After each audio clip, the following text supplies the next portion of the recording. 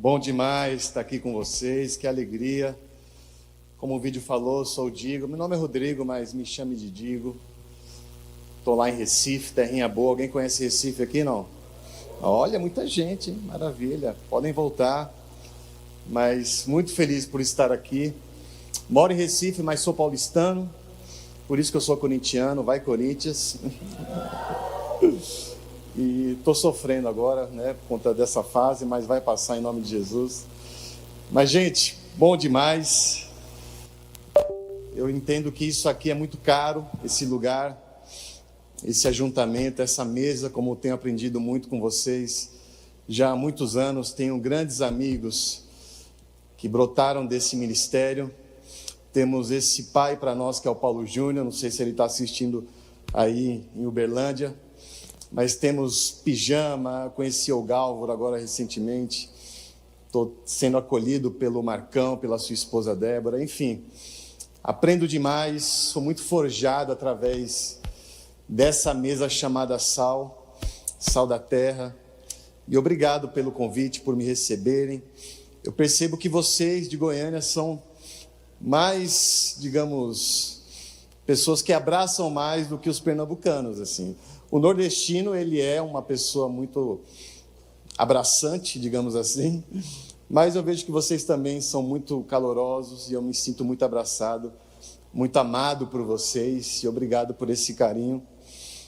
Nesse ministério eu aprendi muito sobre esse conceito da mesa, mesa essa que a gente gosta de praticar lá na nossa igreja Ponte, igreja essa que completou ano passado 10 anos, e Paulo Júnior tem uma importância muito assim, para que essa igreja pudesse existir.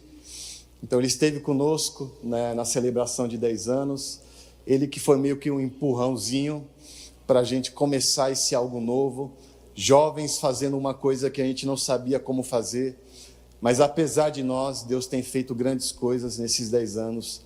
A Ponte é uma igreja que tem uma identidade com a cidade, com a grande cidade, uma igreja que serve a cidade, uma igreja que dialoga, uma igreja que não só tem o que dizer, mas também tem muito a ouvir.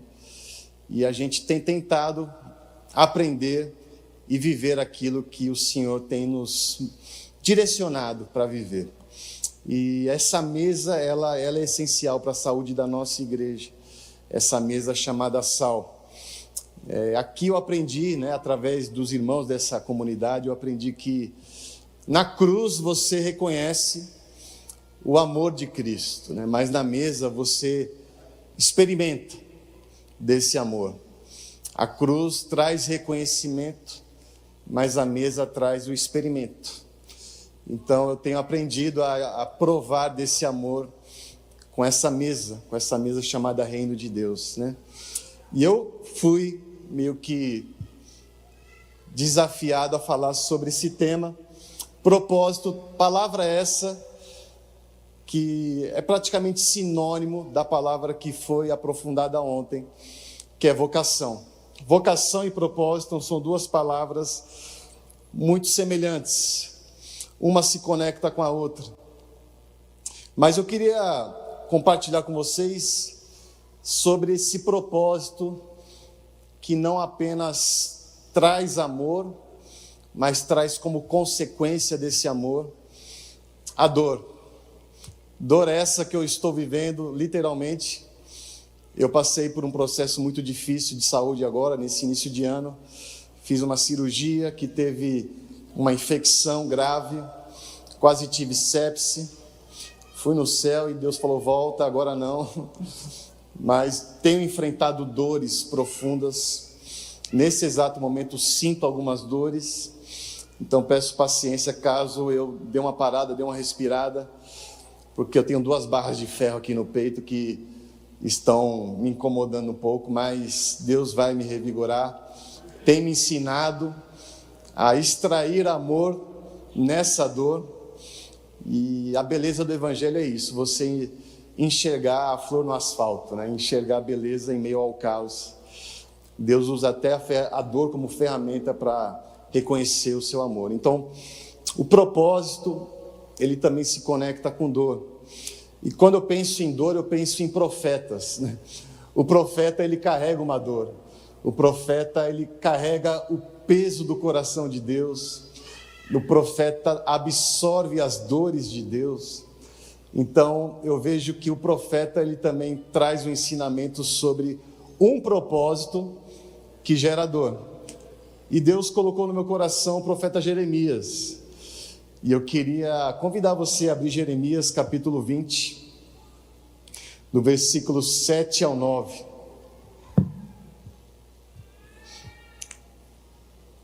Botar um banquinho aqui, porque qualquer coisa eu dou uma sentadinha aqui para relaxar. Não é preguiça não, tá, gente? É só, de fato. Jeremias 20, de 7 a 9. A queixa de Jeremias. Senhor, tu me enganaste. Em outra tradução tem: Senhor, o Senhor me persuadiu.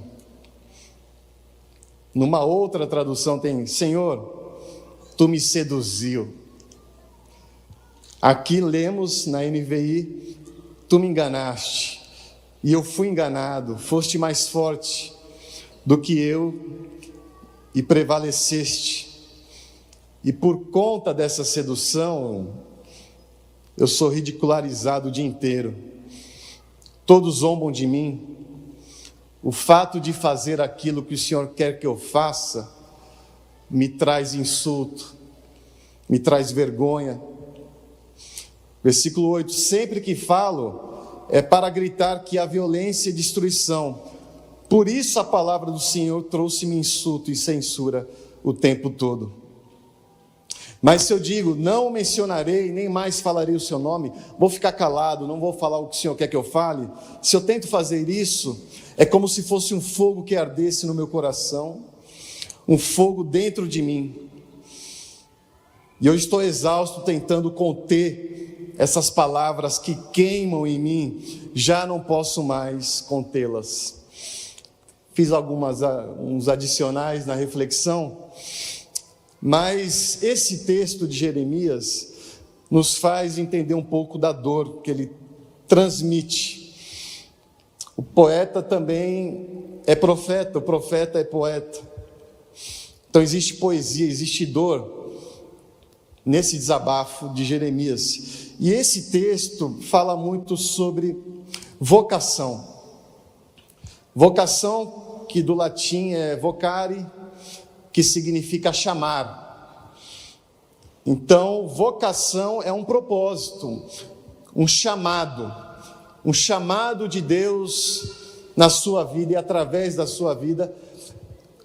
Propósito é você ser aquilo que Deus quer que você seja, é ser aquilo que Deus planejou para você ser.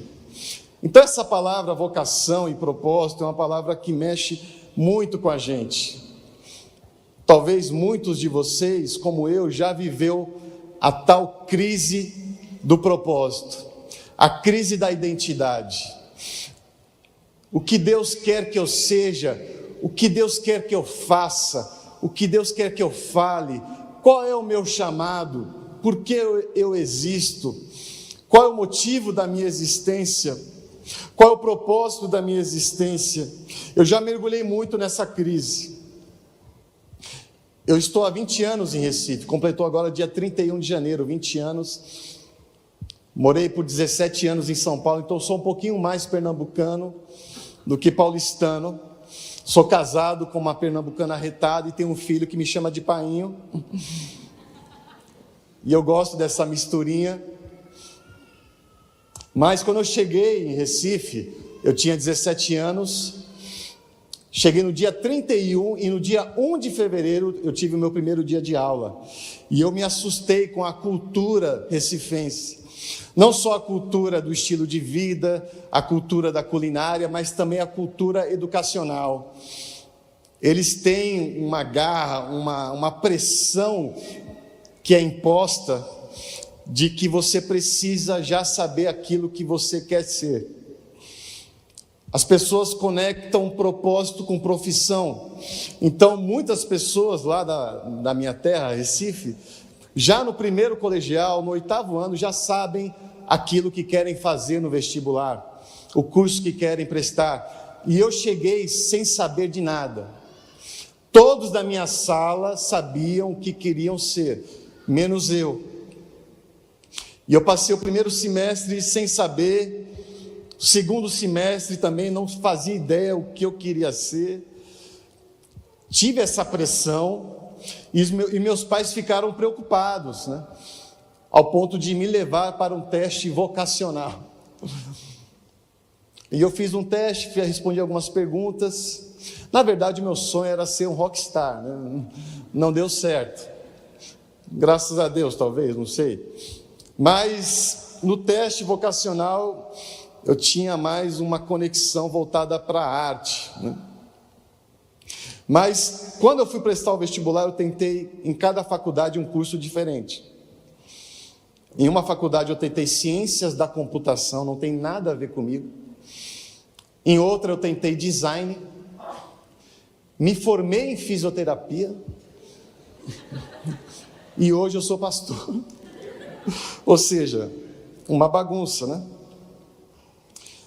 Mas eu não sabia do meu propósito. Mas uma coisa eu sei, que o meu propósito já existia antes da minha existência. Antes de existir, o propósito já existia. Porque antes de toda a existência, existe o propósito. Por exemplo, estou aqui na minha mão um microfone. Microfone esse que já foi criado sabendo da sua função.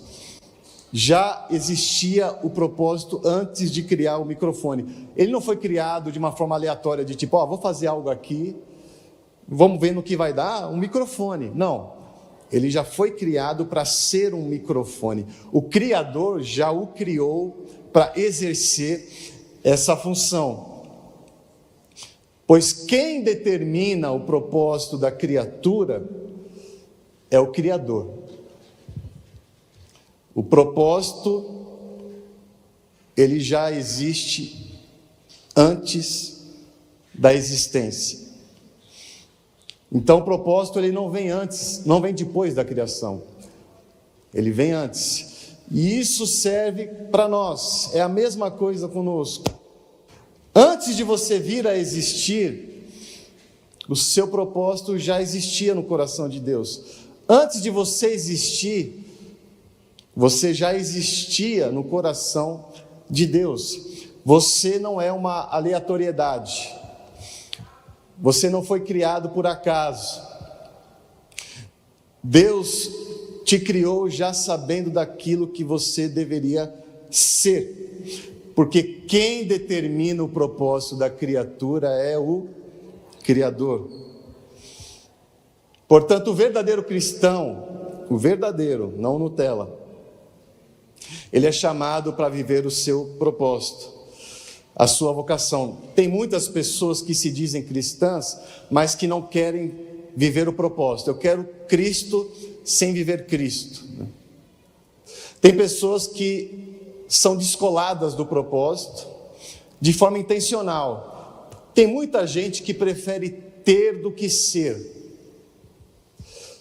Tem muita gente que acha que melhor do que o propósito é ter dinheiro. Melhor do que ter sentido é ter bens. Então tem pessoas que entram nas nossas igrejas, inclusive, que não estão preocupadas naquilo que elas precisam ser, mas estão preocupadas naquilo que elas podem ter. E elas usam de Deus não para ser o que Deus quer, mas para ter o que querem. Mas o verdadeiro cristão, ele é chamado para viver o seu propósito. Mas tentando desmistificar algumas coisas, para não romantizar muito, vocação não é fazer aquilo, não é necessariamente fazer aquilo que te traz alegria. Vocação não é necessariamente fazer aquilo que te dá prazer. Vocação não é ser inserido numa zona de conforto.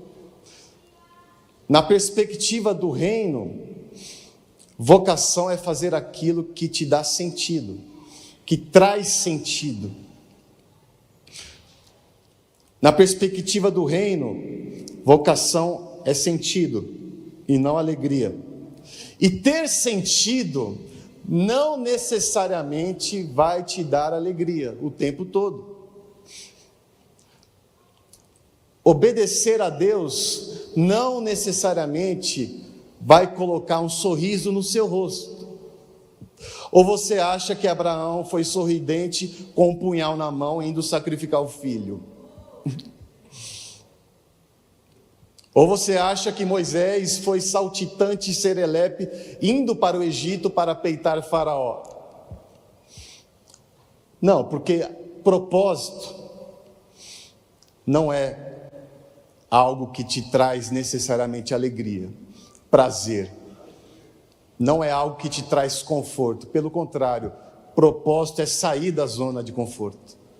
É fazer coisas desconfortáveis. É muitas vezes fazer aquilo que você não quer fazer, mas Deus quer que você faça. E a gente chega em Jeremias, onde ele fala: Deus, o Senhor me persuadiu, o Senhor me enganou, o Senhor me seduziu. E essa palavra sedução é uma palavra muito interessante. A gente usa a sedução como a arte de conquistar alguém. Eu sou casado há 12 anos com a minha esposa, só que eu demorei 9 meses para seduzir ela.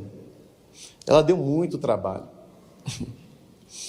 Ela sabia de o meu passado, coisas que eu fiz.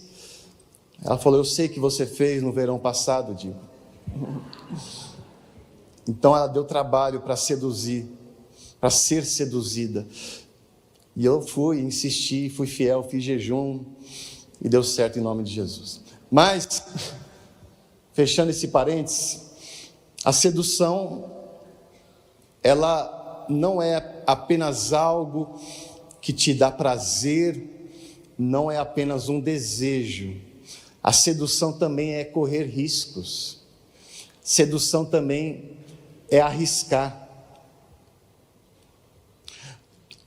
Na sedução, ela tem pitadas de medo,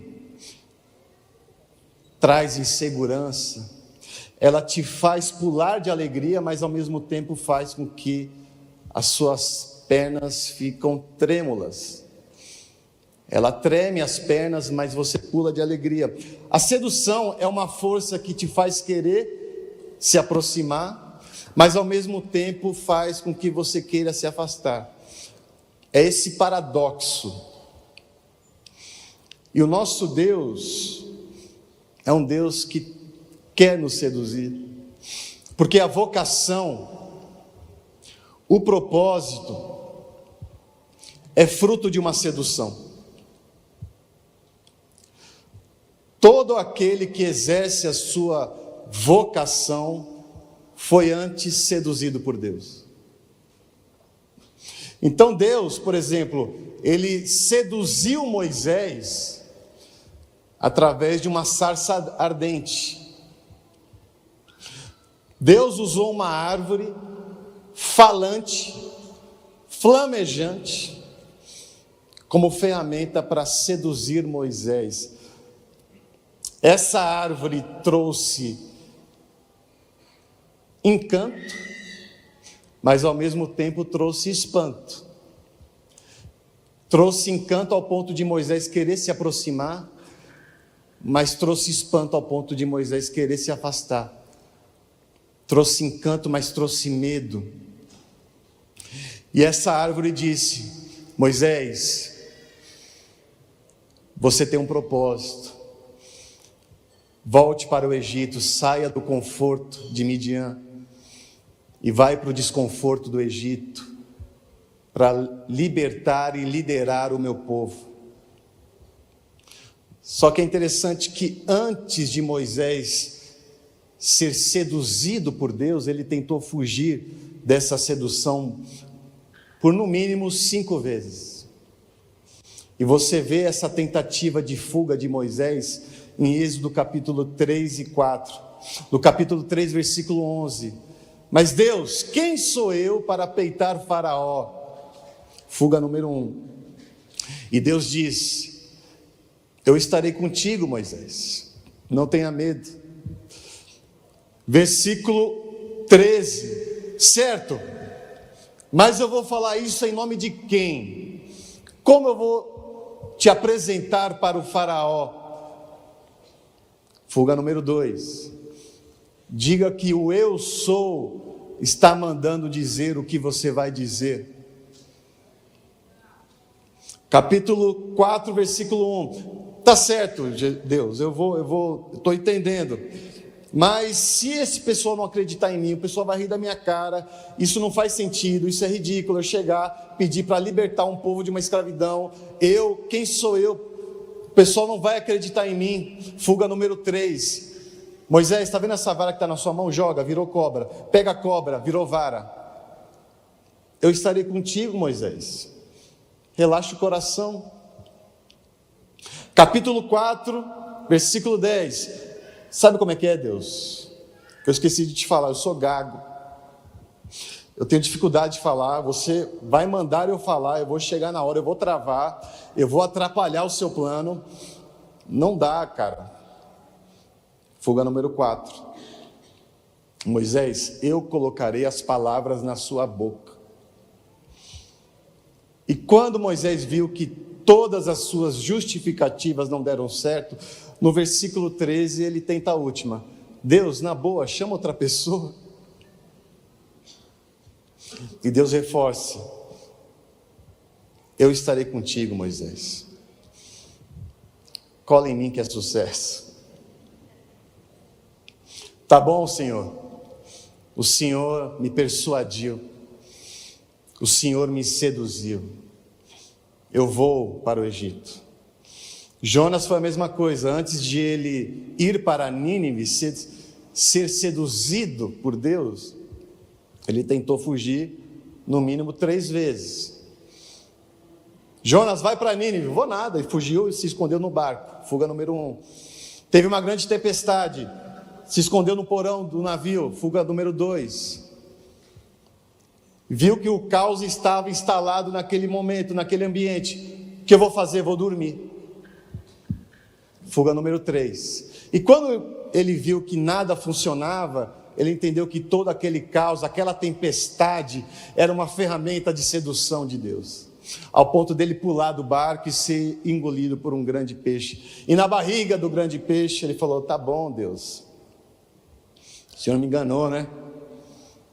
O Senhor me persuadiu, o Senhor me seduziu. Tá bom, eu vou para Nínive. Agora me tire dessa barriga desse peixe em nome de Jesus. Eu nem sabia de Jesus na época, mas enfim. É interessante que, assim como Jonas, assim como Moisés, nós tentamos também, sem perceber, fugir da sedução de Deus. Talvez a nossa fuga seja o nosso excesso de trabalho. Usamos o excesso de trabalho como ferramenta de fuga. Não tenho tempo. Talvez a nossa fuga seja usar das nossas limitações físicas e emocionais, assim como Moisés usou. Talvez a nossa fuga seja a preguiça, procrastinação. Preguiça é também uma forma de fugir. Amanhã eu vou melhorar, amanhã eu vou mudar, amanhã eu faço. E talvez a sua fuga seja o excesso de dormir. Dormir também é uma forma de fugir, sabia? Tem gente que dorme mais do que o necessário para esquecer das responsabilidades. Nesse período de dor que eu estou vivendo, para esquecer da dor, eu prefiro dormir, porque a dor me faz me esquecer. E muitas vezes dormimos para nos esquecermos das dores da vida. Qual tem sido o seu mecanismo de fuga do propósito? E quando a gente lê Jeremias 20, percebemos que o próprio Jeremias também tentou fugir. E a ferramenta de fuga de Jeremias foi o silêncio, foi tentar se calar. Deus, eu tento guardar para mim as palavras que o Senhor coloca no meu coração, mas toda vez que eu tento guardá-las, elas se transformam em um fogo que queima os meus ossos ao ponto de não conseguir retê-las. Eu tento guardar, mas elas saltam da minha boca. Pois é, Deus, o Senhor me seduziu. E hoje eu vivo o meu chamado, o meu propósito. E por conta disso, eu sou chacota, eu sou insultado, eu sou rejeitado por exercer o meu chamado. Se você for ler a história de Jeremias, você vai entender que a sua vocação lhe trouxe muito sofrimento.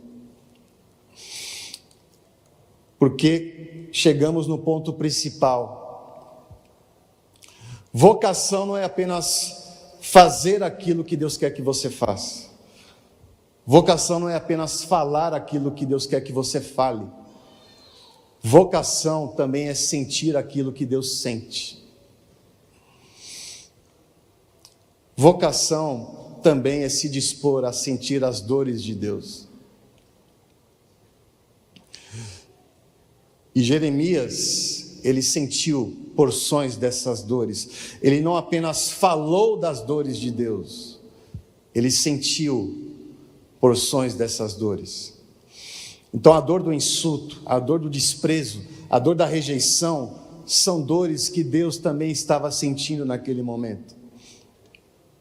Então a palavra de Jeremias, ela foi potencialmente transmitida, porque ela foi principalmente sentida. Eu grito as dores de Deus, porque o próprio Deus me permitiu sentir um pouco dessas dores. E se você for ler o Antigo Testamento, por exemplo, todo, e ver as histórias, você vê que Deus não chamou apenas pessoas para falar em nome dEle, para fazer em nome dEle, mas para sentir o que Ele sente. Abraão, essa dor que você sente em ter que sacrificar o seu filho, é a mesma dor que eu vou sentir um pouco mais para frente. Só que, diferente de você, eu de fato vou fazer isso, você não vai fazer isso.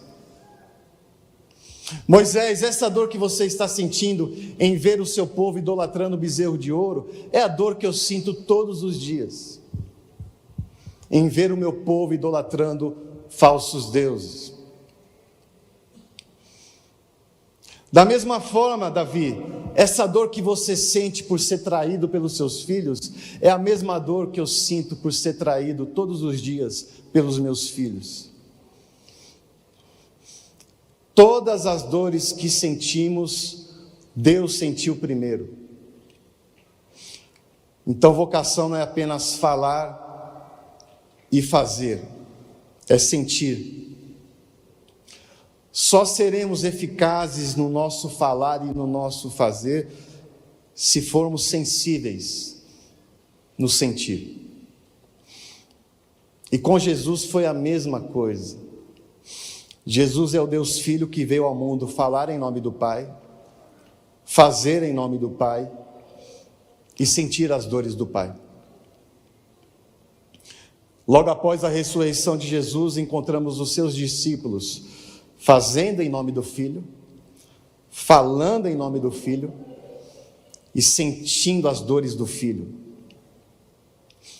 Todos tiveram um fim trágico, porque sentiram dores no qual Jesus sentiu primeiro.